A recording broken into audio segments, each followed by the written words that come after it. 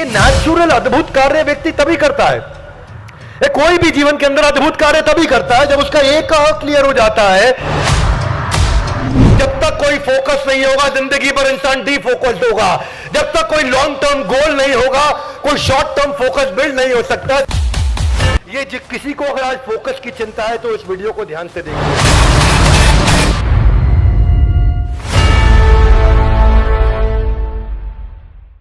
हरे कृष्णा।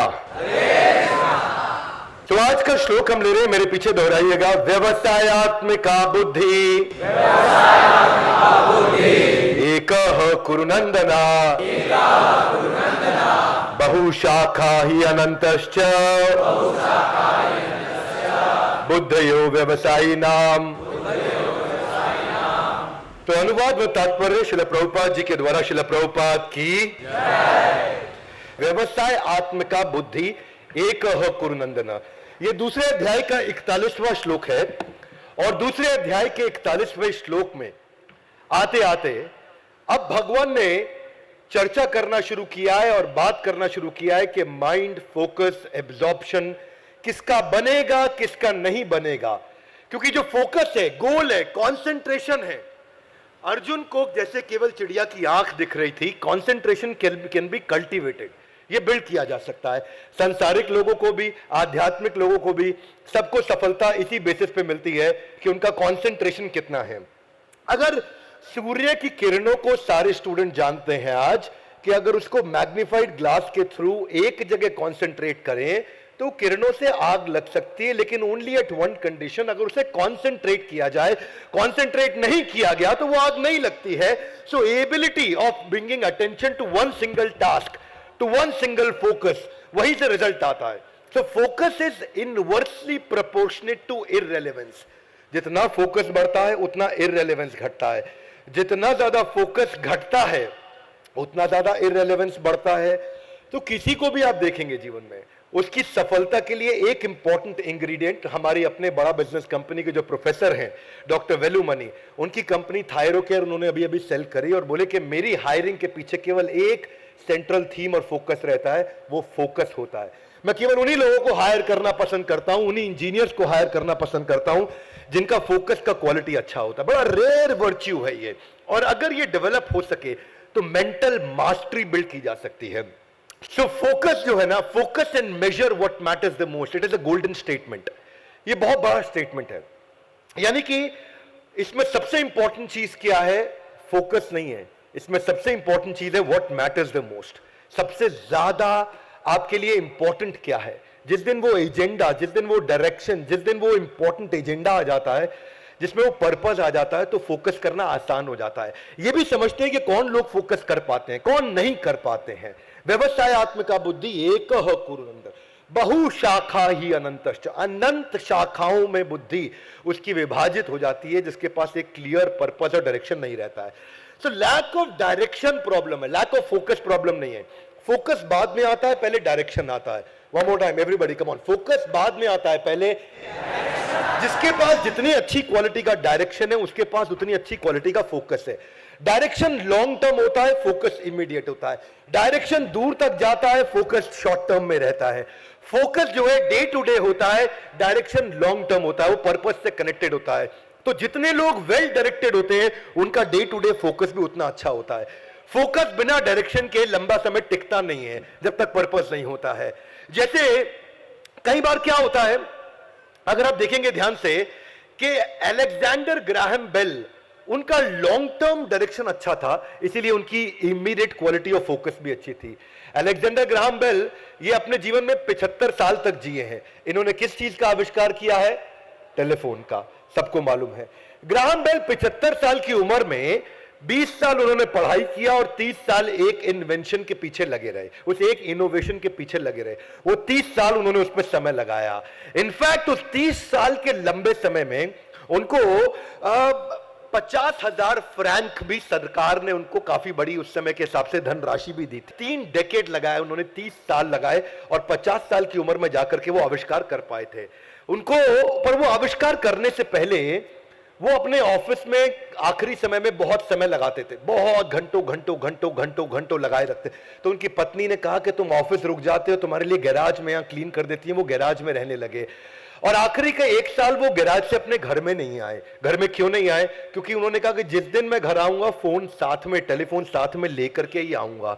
ये एक long term focus था, एक लॉन्ग टर्म डायरेक्शन था, जिससे इमीडिएट फोकस बन पाया। आज एक पृथ्वी की बड़ी समस्या को उन्होंने सुलझाया है। इसमें ये जो बहुशाखा अनंत डायरेक्शन में जाती है, वो आउटकम है of not having focus. If you have too many focus, it simply means you have no focus. देखिए, सिंगल चॉइस किसी आदमी के पास होना, वो 99% हमेशा ज्यादा इफेक्टिव रहता है। डॉक्टर एपीजे अब्दुल कलाम के बारे में हम सब लोग जानते हैं। He is been the people's president of our country. APJ Abdul Kalam 32 साल के थे जब उनके रिश्तेदारों ने, उनके घर वालों ने उनकी सगाई तय कर दी थी। पर उस समय वो रॉकेट के उस आविष्कार के पीछे लगे थे जिसके चक्कर में वो काफी ज्यादा डीपली एब्जॉर्ब थे और अपनी एंगेजमेंट में जाना भूल गए थे। और बेचारे उनकी शादी भी नहीं हुई इस चक्कर में। उनसे बाद में किसी ने पूछा, आपने शादी नहीं क्यों नहीं करी? बोले, मैं भूल गया शादी करना, मुझे याद ही नहीं रहा शादी करना, है ना। क्यों नहीं याद रहा? ये शादी का याद, रिश्तों का याद इसीलिए आता है क्योंकि हमारे पास कोई डायरेक्शन नहीं है जिसको हम याद करते हो कंटिन्यूसली, कोई फोकस नहीं है कंटिन्यूसली। वेदर मटीरियल लाइफ और स्पिरिचुअल लाइफ, आध्यात्मिक जीवन, भौतिक जीवन, सांसारिक जीवन, पढ़ाई का स्टूडेंट लाइफ, ये कौन बिल्ड कर पाता है, इसको समझिए आप।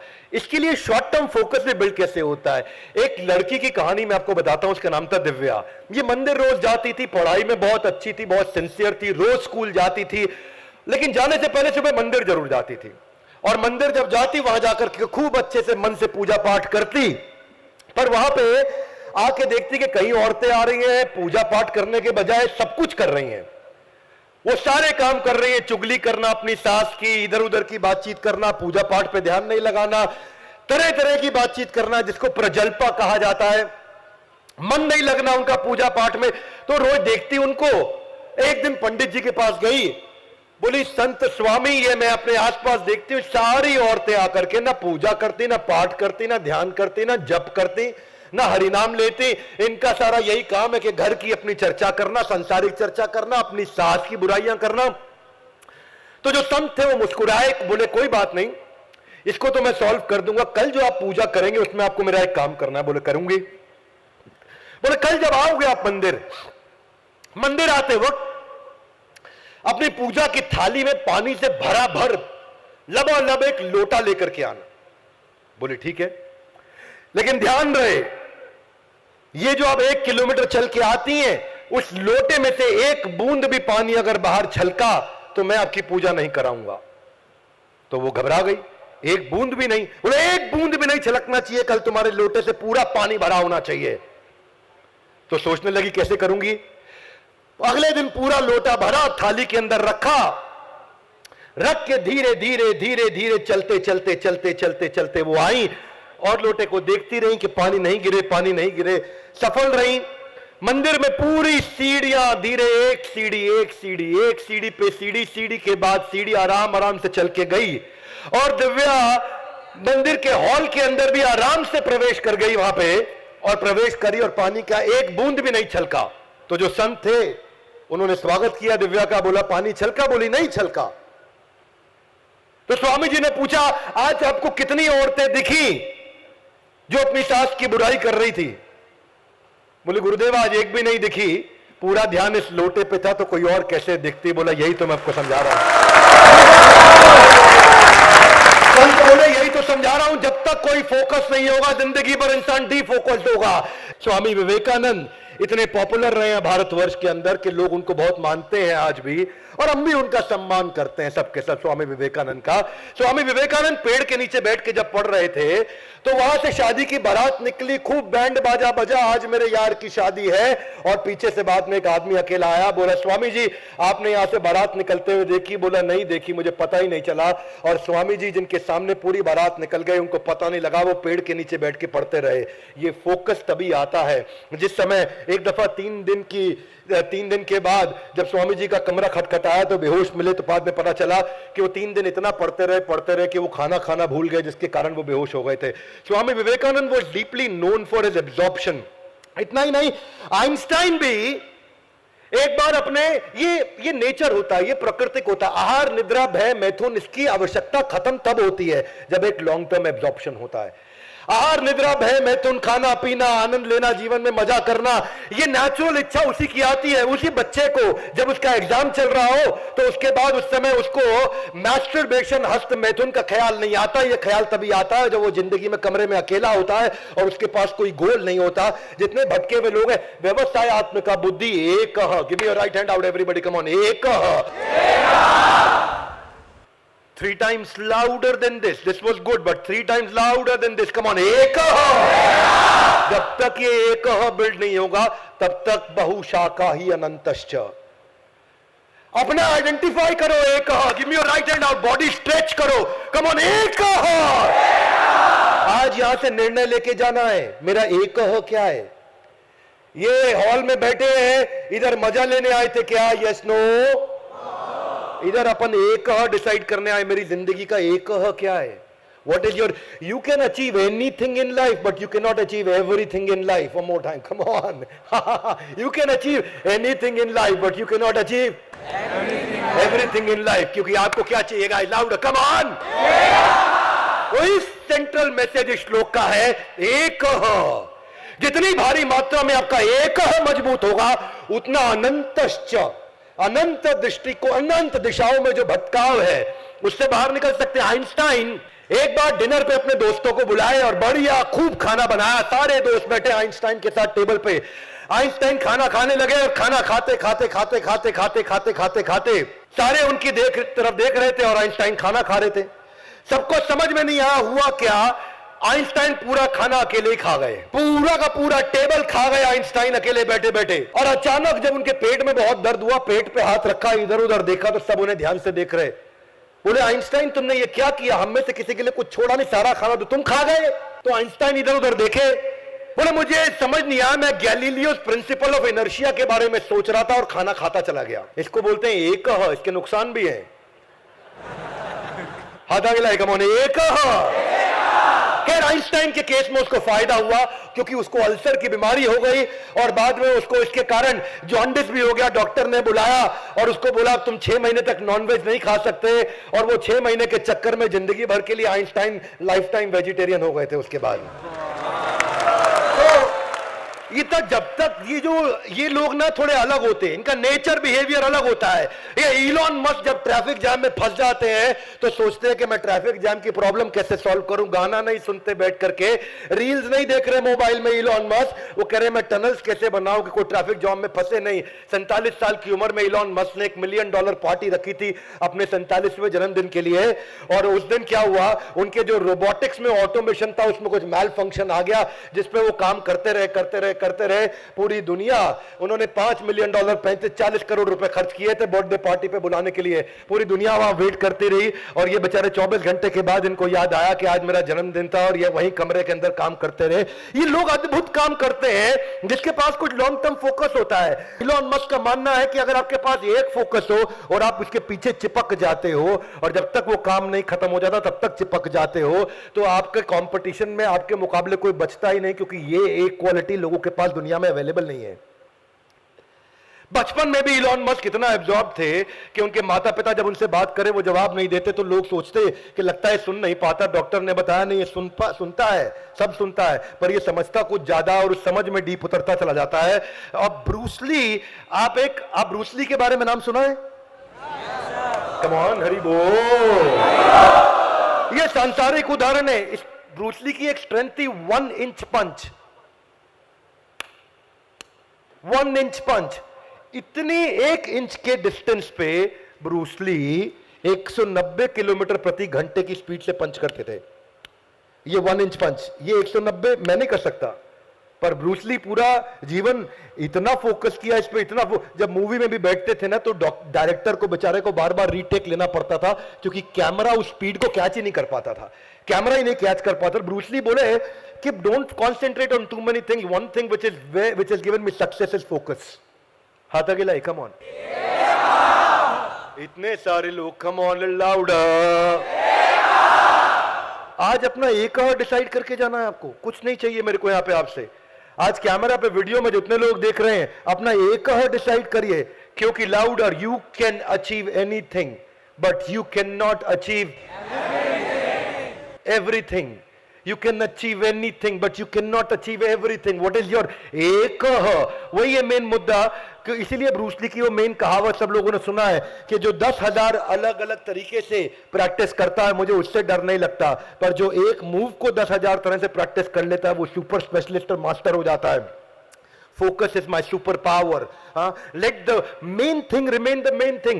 मैं आज भी फोकस बिल्ड करने का इतना प्रयास करता हूं, पर मैंने एक दिन एक इवेंट किया था इस्कॉन के साथ पार्टनरशिप में, बिजनेस योगा फ्रॉम भगवत गीता. देखा था किसी ने?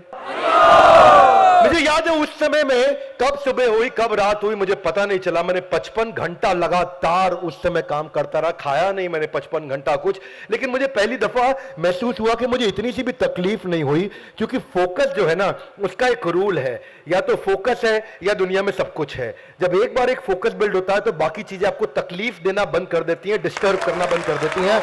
आपको मेहनत नहीं करनी पड़ती, मेहनत अपने आप होती चली जाती है. उस समय बिजली भी गई थी, मुझे पता नहीं चला. उस समय जनरेटर भी बंद हुआ था, मुझे पता नहीं चला. उस समय एसी भी बंद हुआ था, मुझे पता नहीं चला. आज अगर एसी बंद होता है, 30 जून को मैंने ये डाला था इवेंट, मुझे याद है पिछले साल, पर 30 जून के दिन उसको मैं आज भी एक्सपीरियंस करता हूं तो भगवान का वो प्रिंसिपल याद आ जाता है कि आपको सफलता तभी मिल सकती है जब ये एक और डिसाइड करना. इधर डिस्कशन के लिए नहीं आए अपन, डिसीजन के लिए आए हैं. ये एब्जॉर्प्शन नेचुरल हो जाता है जब आप पकड़ लेते हो उस एक को. पैब्लो पिकासो बचपन में उसका तब पता चला, उसका एक जब छोटी दरार आई थी दीवार में, मां ने कहा बेटा इस दरार को भर देना, इस पे छोटा पेंट कर देना. वो पेंट करते करते उसने पूरी दीवार पेंट कर दी. मां ने पूछा ये क्या किया? बोला मेरे को ये नेचुरल फ्लेयर है. वो उसका एक बना और आज भी पिकासो को लेजेंड की तरह लोग याद करते हैं. ये नेचुरल अद्भुत कार्य व्यक्ति तभी करता है. कोई भी जीवन के अंदर अद्भुत कार्य तभी करता है जब उसका एक क्लियर हो जाता है. एडिसन एक बार 72 घंटा काम करते रहे तो उन लोगों ने बोला जाओ जाके रेस्ट कर लो. वो घर गए रेस्ट करने के लिए. 72 घंटा लगातार काम करने के बाद जब रेस्ट करने गए, रास्ते में पार्क में गिर गए थक करके, तो बोला मैं 1 घंटा यहीं सो जाता हूं. वो 1 घंटा पार्क में सोए और उसके बाद उठ करके फिर से वापस काम करने चले गए. बोला पूरी तरह रिफ्रेश हो गया. ये संसार में, आध्यात्मिक जीवन में, शारीरिक, मानसिक, सामाजिक, किसी जीवन में अद्भुत कार्य व्यक्ति तभी कर पाता है जब उसके पास उसका एक क्लियर होता है. आज का यही सेंट्रल मैसेज है. सूरदास जो भगवान के परम अनन्य शुद्ध भक्त थे, एक बार श्रीमती राधा रानी की पायल उनको मिल गई और श्रीमती राधा रानी की पायल लेके जाने लगे. श्रीमती राधा रानी ने उनको दर्शन दिए, अपनी पायल वापस मांगी. बोले मैं आपको देख नहीं सकता, मैं आपको कैसे पहचानूंगा? तो उन्होंने इनफैक्ट भगवान कृष्ण को इंटरवेंशन करना पड़ा कि मैं आकर के आपको दर्शन देता हूं और आपकी आंखें ठीक कर देता हूं. सूरदास की जब आंखें ठीक हुई तो उन्होंने पहली दफा भगवान कृष्ण के दर्शन किए. दर्शन करने के बाद बोले प्रभु अब बस एक ही चीज मैं चाहता हूं, वही मेरी शर्त थी कि आंख देने से पहले एक चीज. बोले क्या? अब आपके दर्शन देने के बाद ये आंखें दोबारा ना बचें, क्योंकि आपको देखने के बाद मैं संसार में कुछ नहीं देखना चाहता. तो जो भगवान का शुद्ध भक्त है, जब उनका भी एक क्लियर हो जाता है, ये वो लोग होते हैं जिनका पर्पस क्लियर है. ये वो लोग हैं जो रूथलेस एंड डिस्ट्रैक्शंस को लेकर के, ये वो लोग हैं जिनको वर्क लाइफ बैलेंस सताता नहीं है. ये वो लोग हैं जिनको मल्टीटास्किंग और गॉसिपिंग में मजा आता नहीं है. ये वो लोग हैं जिनको बाहर खड़े होकर के गप मारने में मजा नहीं आता. ये वो लोग हैं जिनको किसी से वैलिडेशन नहीं चाहिए. और जो इनके अलावा लोग हैं उनको थोड़ा सा सफलता मिलता है तो उनका अभिमान बढ़ने लग जाता है. कुबेर एक दफा काफी अभिमान में आ गए थे. उनको लगा 14 भौतिक लोगों में सबसे बड़ा मिलियनियर बिलियनियर मैं हूं. ये किधर तुम अडानी की और इलॉन मस्क की बातें करते हो? मेरा नाम कुबेर है, हल्के में ले रहे हो मुझको. कुबेर काफी एक्साइटेड थे. और कुबेर एक्साइटमेंट में सोचे कई लोगों को मेरे बारे में पता नहीं लग रहा, ऐसा करता हूं एक डिनर का अरेंजमेंट करता हूं, एक सेलिब्रेशन का अरेंजमेंट करता हूं. कुबेर चल पड़े. उन्होंने सारे देवी देवताओं को बुलाया, लेकिन बुलाने से पहले उनके आराध्य देव भगवान शिव उनके घर गए. जाकर के कैलाश में बोले प्रभु आपकी कृपा से सब कुछ है, बस आपके दर्शन चाहता हूं और चाहता हूं कि ये जो मैंने डिनर अरेंजमेंट किया, एक सेलिब्रेशन पार्टी करिए जिसमें मैं सारे देवी देवताओं को बुला रहा हूं, आप भी जरूर आइए. भगवान शिव बोले मैं वैरागी, मैं किधर जाऊंगा? अंदर से समझ गए थे किस चक्कर में आया है. ये दिखाना चाहता है मेरा धन ऐश्वर्य है, ये दिखाना चाहता है. इसके आगे भी श्लोक भी आएगा अगला, भोग ऐश्वर्य प्रसक्ता नाम. अरे वो कह रहे भगवान को आइडिया लग गया, गड़बड़ आदमी दिखावे के लिए बुला रहा है मेरे को. भगवान ने कहा मैं बैरागी किधर जाऊंगा, और मैं क्या खा पाऊं, मेरा जो छोटा बेटा है गणपति गणेश, अलाउ करो जरा उसको भेज देता हूं, वो मेरी अटेंडेंस लगा के आ जाएगा, हाथी के पांव में सबका पांव आ जाता है, गणेश जी के पास वो शक्ति। बोले प्रभु बहुत अच्छा रहेगा। अब सब देवी देवता पहुंच गए, आराम से बढ़िया डिनर चल रहा, गणेश जी थोड़ा लेट आए जानबूझ के। गणेश जी जैसे ही एंट्री मारते ही बोले बहुत भूख लगी है, भोजन लेकर के आओ। उन्होंने कहा ठीक है, आइए आइए, स्वागत है आपका। 56 भोग लगा दिया गणेश जी के सामने, भगवान को भोग लगा करके पूरा, थोड़ा भगवान के भक्त भी थे कुबेर, वो फीलिंग वो था उनके अंदर, वो सिंसियरिटी, भोग लगा करके बढ़िया से गणेश जी को खिलाया। गणेश जी के सामने जैसे ही प्लेट आई, नैनो सेकंड के अंदर सारी प्लेट खाली। वो हैरान, बोले और लाओ, तो वो और लेकर के आए। गणेश जी अगले सेकंड सब खाली, और लाओ, भूख लगी है बहुत। तो कुबेर धनी थे, उनको भी टेंशन नहीं, लाते जाओ लाते जाओ लाते जाओ, और गणेश जी निपटा गए सब कुछ। गणेश जी सब कुछ निपटा गए, कुबेर हैरान होने लगे। गणेश जी बोले टेंशन मत लो, मैं किचन में जा रहा हूं। किचन में चले गए, वहां कट्टे पड़े चावल के, दाल के, इतना बड़ा जहां कार्यक्रम सत्संग का हो रहा है, पीछे भी किचन में दाल चावल सब होगा, बलभद्र प्रभु ने अरेंजमेंट किया होगा। तो उधर जब गए वहां पे, तो उन्होंने सारा कच्चा सामग्री भी खा लिया, आटे के कट्टे, चावल, दाल, सब कुछ खत्म कर दिया। गणेश सब कुछ खत्म हो गया। तो वो जो सोने की थालियां थी, चांदी की थाली थी, बर्तन थी, गणेश जी वो भी खा गए। और अभी देखने लगे, कुबेर हैरान हो गए, और फिर कुबेर जी को बोले कि भाई मेरे लिए भोजन लाओ, तुम तो कह रहे थे तुम धनी हो, अगर तुम्हारे पास पैसा नहीं, सामर्थ्य नहीं, तो मुझे भोजन पे आमंत्रित क्यों किया। और वहां जाकर के उनको समझ आया कि मुझसे गलती हो गई, भगवान मैं क्षमा चाहता हूं, मेरा ईगो बढ़ गया था, मुझसे गड़बड़ हो गई, समझ में आ गया मुझको।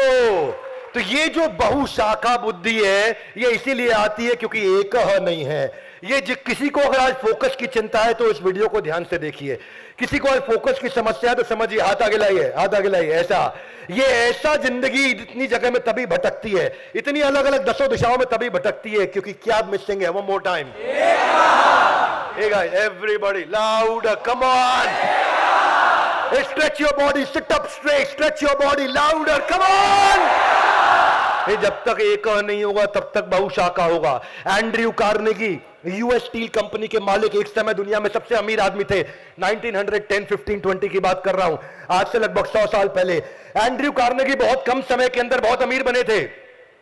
आपने नाम सुना होगा, डेल कार्नेगी नहीं बोल रहा हूं, एंड्रयू कार्नेगी बोल रहा हूं। और एंड्रयू कार्नेगी इतना अमीर हो गए कि अमेरिकन को शक होने लगा है कुछ गड़बड़ करता है। तो यूएस सेनेट ने एक कमेटी बिठाई, सेनेटर्स ने एक कमेटी बिठाई, बोला एंड्रयू कार्नेगी के ऊपर हम ऑडिट डालेंगे, इतना अमीर कैसे हुआ। पूरी टीम ने ऑडिट किया, कार्नेगी से बहुत सवाल पूछे गए, जवाब पूछे गए, और तब जाके समझ में आया कि नहीं, ये तो बहुत ईमानदार आदमी है, बहुत बढ़िया व्यापार किया इसने। तो सबने उनको बुलाया और एक कॉन्फ्रेंस हुई, उनसे पूछा गया कि तुम इतनी ईमानदारी के साथ इतने कम समय में इतने अमीर कैसे हो गए कार्नेगी। तो कार्नेगी ने एक सिंपल जवाब दिया, बोला ये धन मेरे पास इसलिए आया क्योंकि मेरे पास एक गुण है। लोगों ने पूछा क्या गुण है, बोला मेरा गुण ये है कि मैं एक सब्जेक्ट पे 5 मिनट तक फोकस कर पाता हूं। What, 5 minute? सारे हंसने लगे, बोले हाँ मैं एक सब्जेक्ट पे 5 मिनट तक फोकस कर पाता हूं। सब हैरान हो, 5 मिनट? हंसने लगे वो, बोले 5 मिनट? उन्होंने बोला क्यों, आप में से किसको लगता है 5 मिनट फोकस कर लेंगे? सबने हाथ खड़ा कर दिया, मैं कर लूंगा। तो उन्होंने वहीं एक फोकस का टेस्ट लिया, और उस ऑडियंस में 450 के 450 लोग फेल हो गए। और तब समझ में आया कि चंचलम ही मना कृष्णा परमा थी बलवदृढ़म, ये मन फोकस नहीं कर पाता, और जिसके पास ये फोकस करना आ गया वो जीवन में कुछ भी कर सकता है। स्वामी विवेकानंद के तो फोकस के बारे में बहुत सारी बातें। एक दफा उनका वो जर्मन दोस्त पॉल जर्मनी में उनको मिला, बोला मैं आ रहा हूं 1 घंटे में। वो बोले मैं लाइब्रेरी में बैठ के किताब पढ़ता हूं। एक मोटी सी किताब उन्होंने उठाई, उठा के पढ़ने लगे। पॉल आधे घंटे में ही लौट के आ गए बीच में। तो उन्होंने कहा भाई मैं आधे घंटे में ही आ गया, मिल लेता हूं। जब स्वामी विवेकानंद के बाजू में आके खड़े हो गए, विवेकानंद पढ़ते रहे पढ़ते रहे पढ़ते रहे पढ़ते रहे पढ़ते रहे, और आधा घंटा बीता। उन्होंने किताब पूरी पढ़ डाली, बंद करी। तो पॉल की तरफ देखा, बोला आई एम रियली सॉरी, आप कब से खड़े? बोला आधे घंटे से खड़ा हूं। बोला आपने कहा था 1 घंटे में आएंगे। बोला मैं जल्दी आ गया आपसे मिलने के लिए, लेकिन मैं आपकी सॉरी में विश्वास नहीं रखता, आपने मुझको इग्नोर किया। बोला नहीं सॉरी, सिंसियरली, मैंने देखा नहीं आपको। बोला I don't believe your sorry. बोला okay, if you don't believe my story, मैं ध्यान से पढ़ रहा था, ये लोग किताब कोई भी पेज खोल के कुछ भी पूछो। उन्होंने पेज नंबर 212 खोला और पूछा, तो उन्होंने बताया कि ये पेज नंबर 211 में ये है, 12 से आपने खोला है और उसके बाद 13 में ये मिलेगा। तो वो हैरान हो गए। तो उन्होंने कहा कि not only you focused and completed your book, you also learned everything. जीवन में जो भी व्यक्ति फोकस बिल्ड करना सीख गया ना, सबसे महत्वपूर्ण है एकाग्रता। ये एफिशिएंसी का सबसे बड़ा टूल है। ये एक आपको एक आदमी के बारे में बताता हूं, इंडियन लेजेंडरी पर्सनालिटी है ये एक बार ब्रिटेन में ट्रेन में जा रहे थे, लोकल ट्रेन में। तो बहुत से ब्रिटिशर्स बैठे थे, बहुत साल पुरानी बात है। तो सारे अंग्रेज इंडियंस का मजाक उड़ा रहे थे, उस इंडियन का, उस नौजवान का।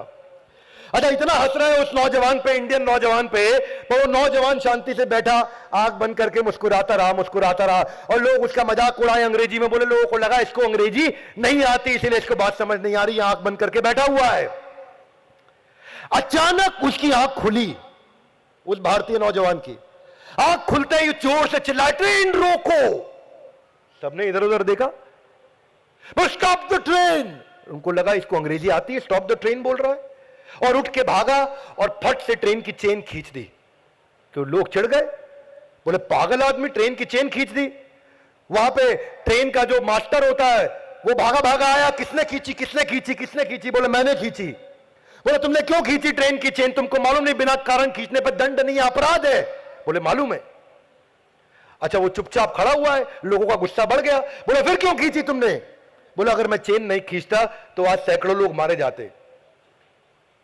तो हंसने लगे, सैकड़ों लोग मारे जाते, कुछ भी बोलता है ये आदमी। क्यों मारे जाते? बोले जहां ये ट्रेन खड़ी है इससे 220 गज आगे जाकर के देखना, वहां ट्रेन की पटरी टूटी हुई है। लोग हैरान हो गए, क्या बोलता है ये? ट्रेन से सब वहीं से कोई 50 लोग उतरे और आगे जाकर के गए, 220 गज पैदल गए। ठीक 220 गज के बाद ट्रेन की पटरी टूटी हुई थी। सबकी बुद्धि चकरा गई, भाई तुमको कैसे मालूम कि ट्रेन की पटरी टूटी हुई है? एग्जैक्टली वहीं पे टूटी हुई है।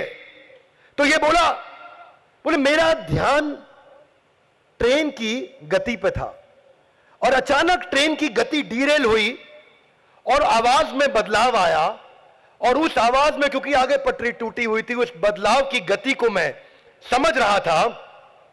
इसको बोलते हैं साउंड रेजोनेंस इफेक्ट। और जिससे मैं ये समझ गया कैलकुलेट करके, ये कुछ लोग अपनी बातों में मस्त थे, पर मैं ट्रेन की आवाज सुन करके पहचान गया sound resonance effect of physics के प्रिंसिपल से कि यहां पटरी टूटी मिलेगी। लोग बहुत हैरान हुए, बोले तुमको साधारण आदमी नहीं लगते, कौन हो तुम? बोले साहब मैं भारत से एक सिविल इंजीनियर हूं और मेरा नाम है मोक्षगुंडम विश्वेश्वरैया। और मोक्षगुंडम विश्वेश्वरैया कौन थे ये? इन्होंने पहली बार भारत के अंदर डैम भी बनाए थे, इन्होंने पहली बार भारत के अंदर, ये भारत रत्न अवार्डी हैं, और इन्होंने flood protection system, block system, dam के सिस्टम सारे देश में डेवलप किए थे। ये सारी असाधारण क्वालिटीज देने के लिए ही भगवत गीता हमारे को भगवान ने हमारे हाथ में दी है। इसलिए मैं बोलता हूं, दुनिया में जो व्यक्ति भगवत गीता पढ़ लेता है उसको उसके बाद कोई किताब पढ़ने की जरूरत नहीं है। और यही है भगवत गीता के आज के श्लोक का principle, Gita in action. Give me your hands out everybody guys, come on, Gita in action. No everybody loud, come on, Gita in action. Gita को जीवन में कैसे उतारें, ये मेरे जीवन का लक्ष्य है कि मैं लोगों को मैसेज दे सकूं, और ज्यादा कुछ नहीं। मेरी सीमित बुद्धि से मैं इस असीमित ग्रंथ को लोगों तक रोज पहुंचाने का प्रयास कर रहा हूं, क्योंकि मेरी लाइफ का एजेंडा है गीता समझा सकूं या ना समझा सकूं, पर आपके दिल के अंदर गीता के प्रति कुछ अटैचमेंट जरूर बिल्ड कर दूंगा। और यह था हमारा दूसरे अध्याय का 41वां श्लोक, जिसका एक ही सेंट्रल मैसेज, एक one more time, come on. इसीलिए सबको याद दिलाता हूं, गीता इन एक्शन सीरीज के सारे वीडियोस उनको देखने चाहिए। हमारे साथ जुड़े रहने के लिए वर्ल्ड के नंबर 1 एंटरप्रेन्योरियल यूट्यूब चैनल को सब्सक्राइब करने और करवाने के लिए, इस एपिसोड को पूरा देखने के लिए आप सबका हृदय की गहराई से प्रेम पूर्वक बहुत बहुत हरे कृष्ण।